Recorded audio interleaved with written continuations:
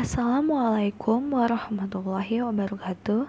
Selamat datang di channel YouTube terbaru saya. Saya Syahdiana Aryati akan mempresentasikan tugas mata kuliah Sistem Informasi Akuntansi pada kasus 4, yaitu siklus penjualan.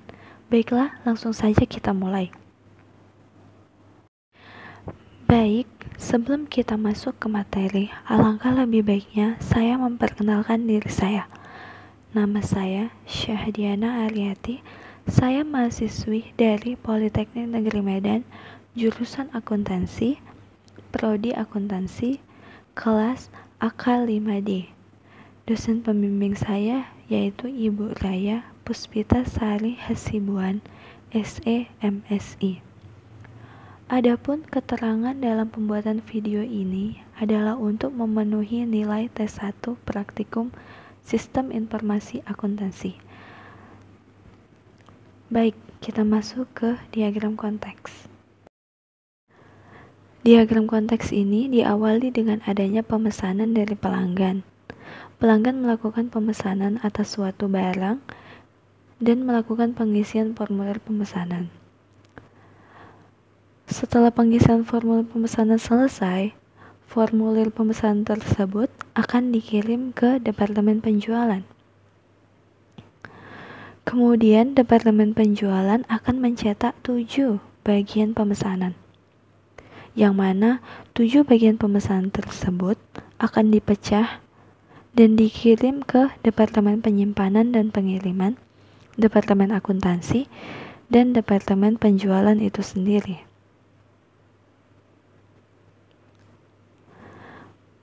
Dan untuk di Departemen Penyimpanan dan Pengiriman itu berupa slip pengeluaran persediaan. Nah, slip pengeluaran persediaan ini akan dikirim ke bagian gudang. Dan di sini saya menggabungkan bagian gudang dan bagian pengiriman, yang mana saya masukkan dalam satu departemen, yaitu Departemen Penyimpanan dan Departemen Pengiriman. Setelah dikirimnya slip pengeluaran persediaan ke gudang, staf gudang akan melakukan pengecekan atas ketersediaan barang tersebut. Apabila barang sudah tersedia dan cukup terhadap pesanan yang diminta oleh pelanggan itu, lalu bagian gudang akan mengirimkan barang tersebut ke bagian pengiriman. Nah, di sini staf pengiriman akan melakukan pengecekan apakah barang itu sudah sesuai dengan yang dipesan oleh pelanggan dan sesuai jumlah yang diminta oleh pelanggan atau belum. Kemudian di Departemen Penyimpanan dan Pengiriman mengeluarkan voucher jurnal yang akan diteruskan ke Departemen Akuntansi. Pada saat voucher jurnal dikirim ke Departemen Akuntansi, Departemen Akuntansi akan menentukan tagihan untuk pelanggan yang melakukan pemesanan atas barang tersebut. Selain itu, Departemen Penyimpanan dan Pengiriman juga mengirimkan slip setoran dan cek-cek ke bank. Lalu bagian bank akan menyimpan slip setoran dan cek-cek tersebut. Nah, di sini bank akan melakukan penyimpanan dan pengiriman kembali atas slip dan bukti penyimpanan ke Departemen Akuntansi tersebut. Lalu, Departemen Akuntansi akan melakukan pembaharuan terhadap data-data keuangan yang akan dibutuhkan untuk menyusun laporan keuangan. Kemudian, Departemen Akuntansi akan mengirimkan laporan keuangan yang telah diselesaikannya.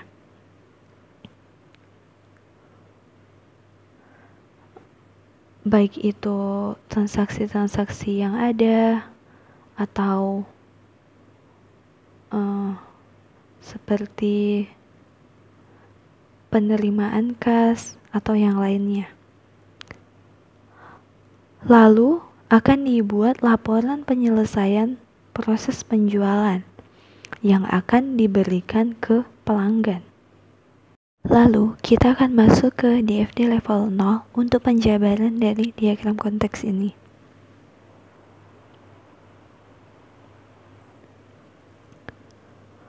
Pelanggan melakukan pemesanan di proses penjualan.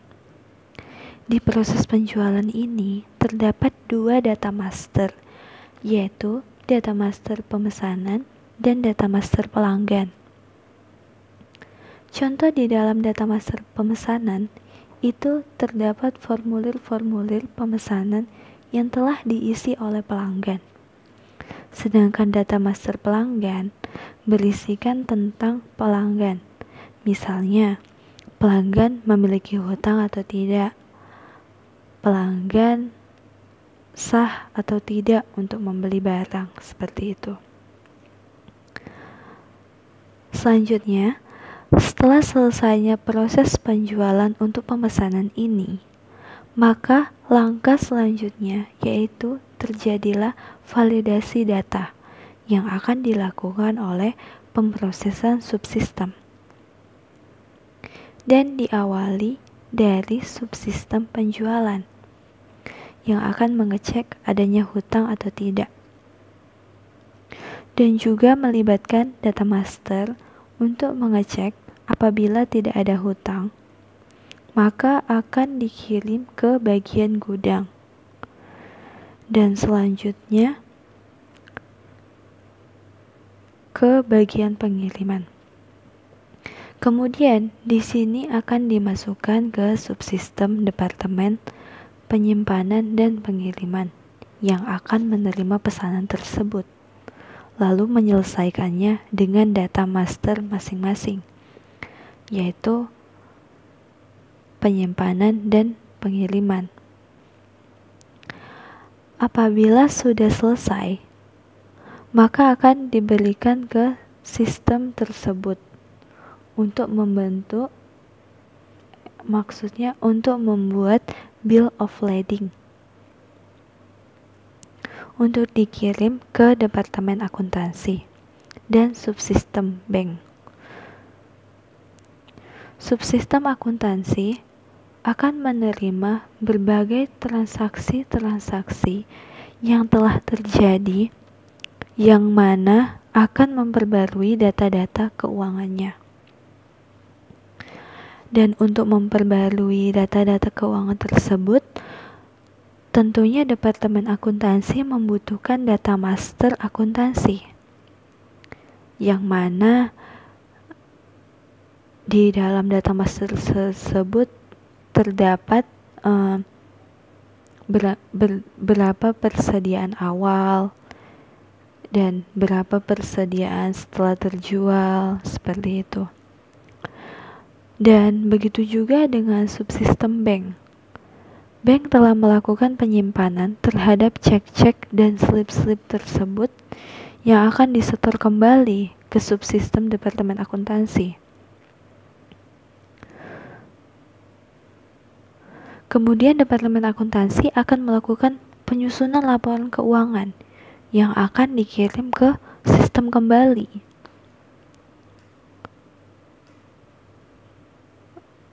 Lalu setelah semua selesai, maka akan dibuat penyelesaian proses penjualan, yaitu laporan penyelesaian proses penjualan yang akan dikirim ke pelanggan.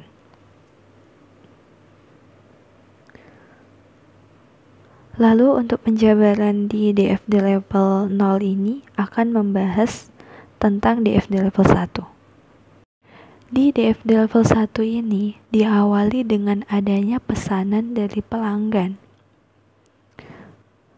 Pelanggan melakukan pesanan, kemudian terjadilah proses pemesanan. Dan dalam pesanan tersebut, meliputi data master pemesanan dan data master pelanggan, yang kemudian akan diteruskan ke pemisahan 7 bagian pemesanan. Di sini akan melibatkan departemen penjualan yang akan memberikan 7 bagian pemesanan yang sudah dipisah. Lanjut ke DFD level 2. Di pemrosesan subsistem-subsistem tersebut, 7 bagian pemesanan yang sudah dipisah ini akan dicek dari mulai ketersediaan barang tersebut tersedia atau tidak,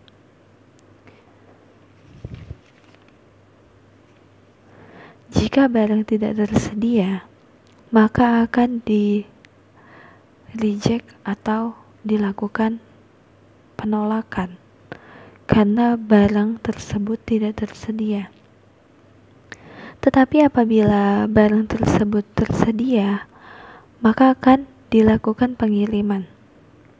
Lalu terjadilah transaksi. Selanjutnya, melakukan penyimpanan bukti-bukti transaksi tersebut. Lalu melakukan penyimpanan laporan penjualan. Untuk menyiapkan laporan penjualan ini akan berpusat di Departemen Akuntansi, yang mana laporan proses penjualan akan dibuat oleh Departemen Akuntansi.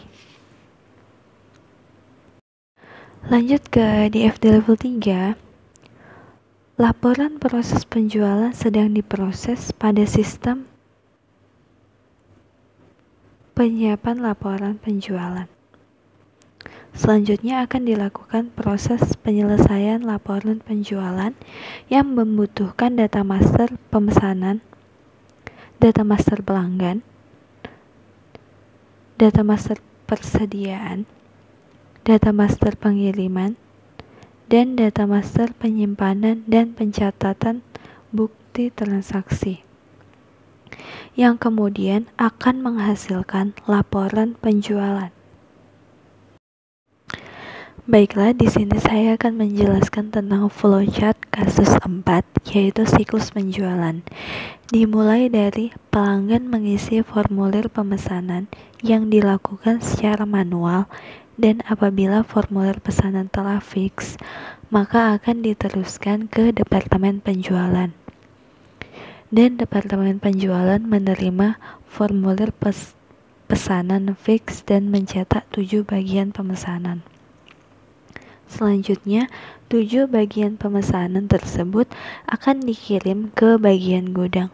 Kemudian bagian gudang akan mengeluarkan slip pengeluaran dan melakukan pengecekan ketersediaan barang.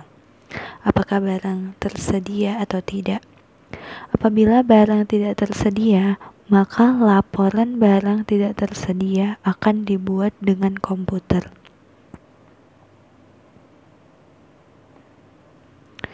Lalu, apabila tersedia, maka akan diteruskan ke Departemen Akuntansi, yang mana akan mencatat transaksi-transaksi yang terjadi. Diberikanlah slip dan bukti penyimpanan pengeluaran tersebut, lalu menghasilkan data keuangan yang sudah diperbarui dengan sistem komputer. Kemudian, slip dan bukti penyimpanan pengeluaran juga diteruskan ke bank, dan bank akan memberikan kembali penyimpanan slip tersebut dan akan direkonsiliasi ke Departemen Akuntansi, dan akan menghasilkan pembaruan data-data keuangan. Selanjutnya, bagian pengiriman menerima slip pengeluaran persediaan barang dari Departemen Penyimpanan atau gudang, yang kemudian bagian pengiriman menerima barang yang akan dikirim. Sebelumnya, bagian pengiriman akan melakukan pengecekan secara manual terhadap barang tersebut. Apakah sudah sesuai maka bagian pengiriman akan mengirimkan barang tersebut ke pelanggan.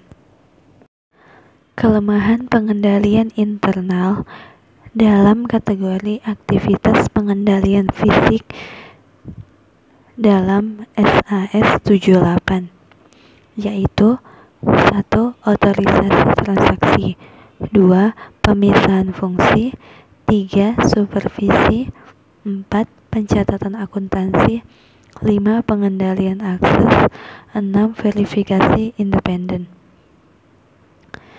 Yang menjadi kelemahan pengendalian internal dalam siklus penjualan ini yaitu terdapat di poin 1 dan 4, yaitu 1. Otorisasi transaksi.